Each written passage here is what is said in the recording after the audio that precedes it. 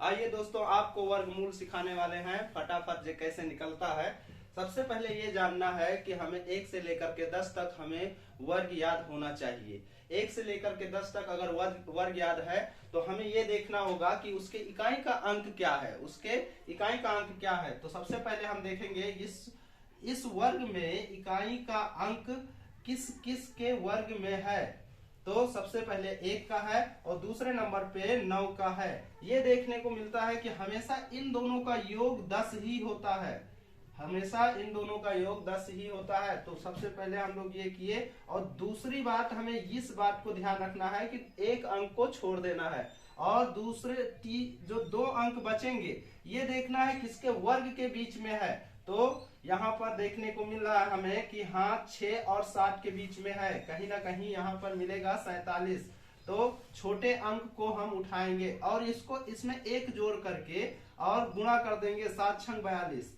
और यहाँ पर जो बड़ा अंक हो जाता है, इससे बड़ा अंक हो जाता है, तो हम यहाँ से बड़ी अंक को उठा लेंगे और आ गया हमारा 69 का ये वर्ग लिखा है। ऐसे ही हम दूसरे सवाल पे देखेंगे। ये वर्ग किसके वर्ग के इकाई का अंक जो 6 दिख रहा है हमें, तो 4 का है और 6 का है। एक को देखेंगे, दूसरा अपने आप पता चल जाता है। तो फिर एक अंक को छोड़ देंगे और यहाँ पर ये किसके वर्ग के बीच में है, तो देखने को मिल रहा है